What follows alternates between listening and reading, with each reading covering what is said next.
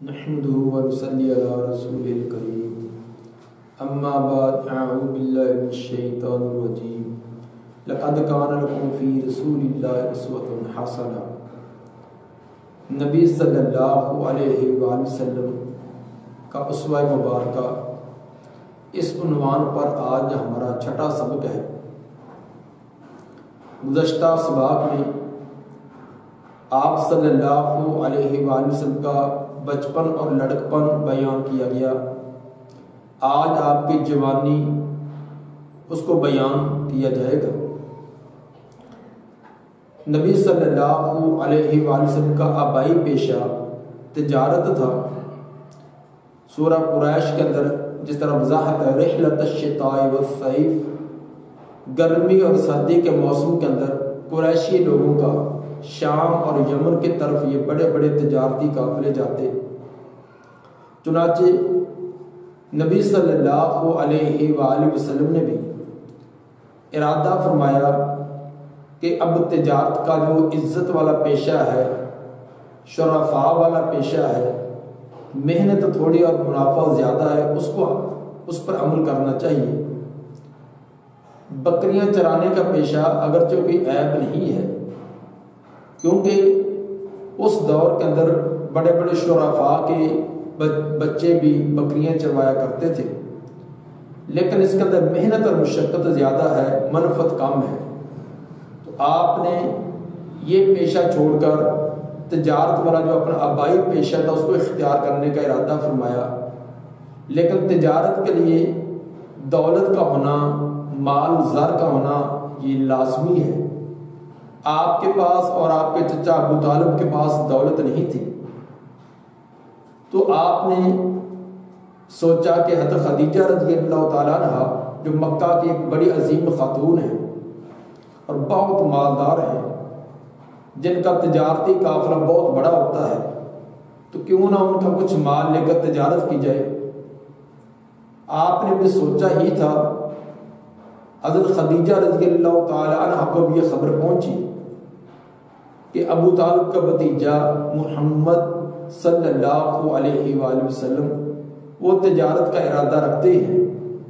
تو چونکہ آپ کی امانت اور دیانت، صدق، یہ تمام چیزیں مشہور و معروف تھیں، حضرت خدیجہ رضی اللہ تعالیٰ عنہ نے خود ہی پیغام بھیجا کہ آپ میرا مال لے کر تجارت کے لیے جائیں تو باقی لوگوں کے سے بڑھ کر میں آپ کو منافع دوں گی۔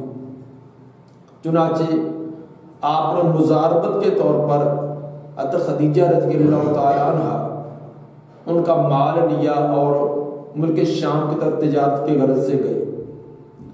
مزاربت کا مطلب یہ ہوتا ہے کہ مال ایک کا ہو، محنت مشقت دوسرے کی ہو، اخراجات نکال کر جو منافع ہے، پرافٹ ہے، اس کو تقسیم کر لیا جائے۔ یہ مزاربت کرنا کتاب و سنت سے ثابت ہے۔ شرط یہ ہے کہ اخراجات نکال کر منافع کی شرح وہ آپس میں پہلے فائنل طے کر لی جائے۔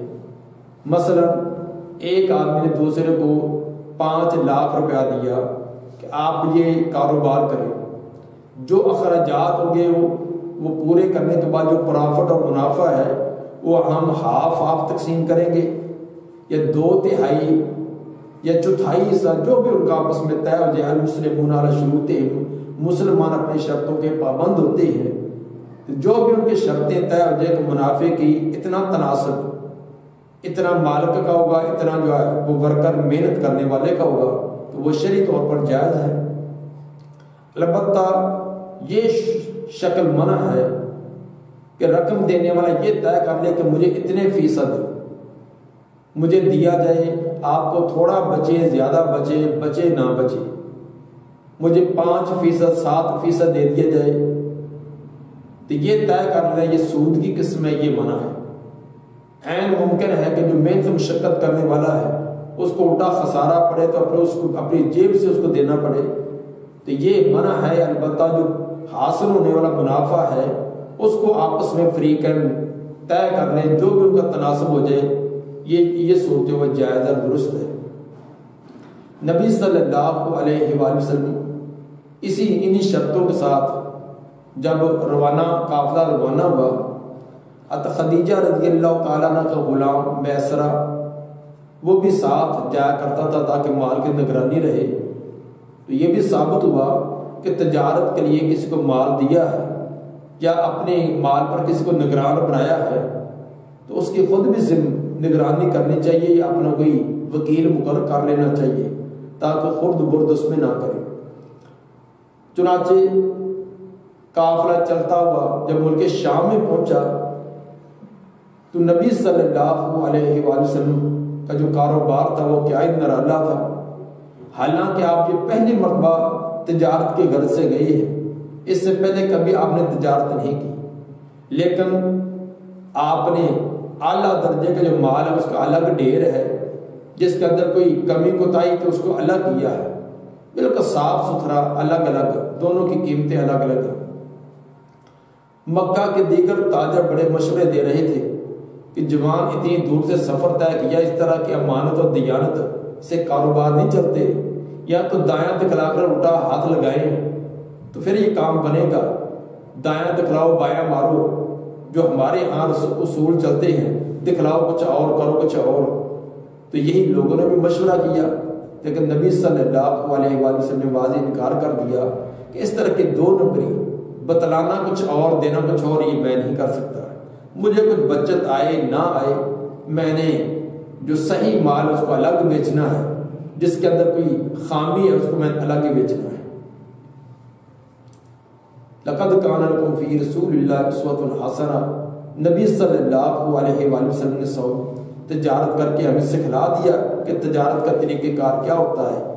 چنانچہ نتیجہ یہ نکلا کہ جتنا منافع نبی صلی اللہ علیہ وآلہ وسلم کو اس تجارت میں ہوا تھا، دیگر تاجروں کو اتنا منافع نہیں ہوا.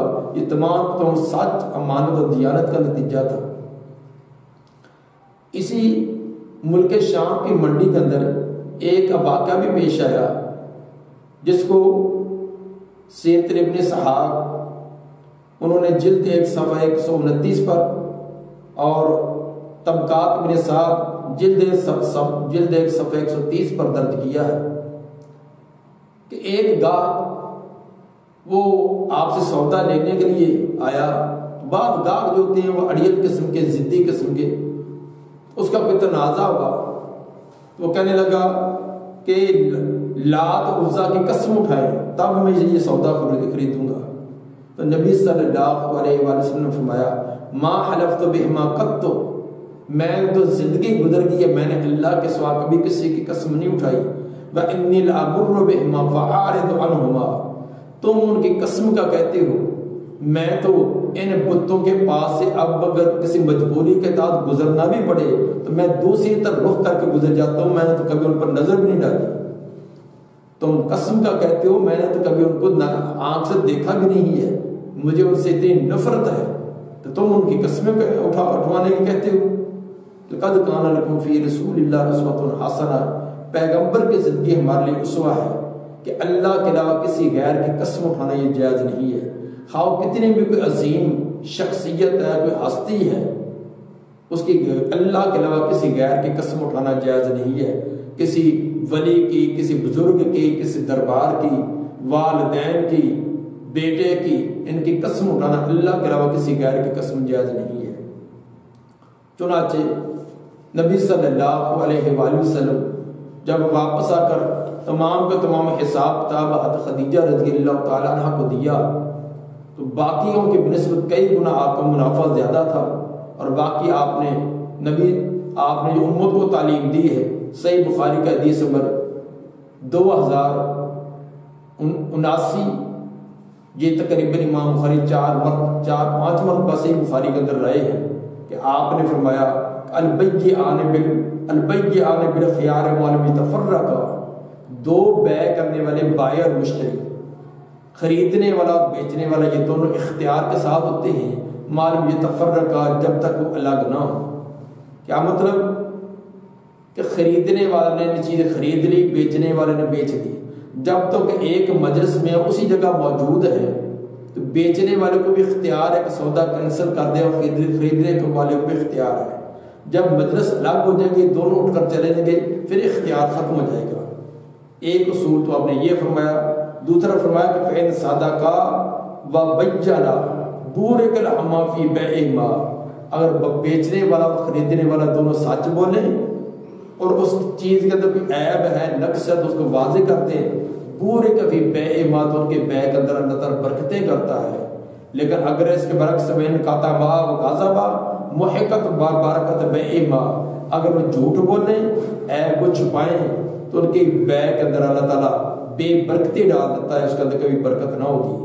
تو آج ہمارے کاروباروں کے اندر یہ دونوں چیزیں تقریباً مفقود ہیں الا ماشاء اللہ۔ ایک تو اس چیز کے اندر جو عیب ہوتا ہے وہ آگے گاہک کو بتلا رہے جاتا ہے، اس پر ہزاروں ڈورے ڈال کر ہزاروں قسم کے اس کے اوپر لیبل لگا کر اس کو صحیح ثابت کر دیا جاتا ہے۔ دوسرا جھوٹ بولنا، یہ تو ہم نے اپنے آج کل کاروبار کا ایک حصہ بنا رکھا ہے، جب تک جھوٹ نہیں بولیں گے تو شاید ہمارا کاروبار چلے گا نہیں۔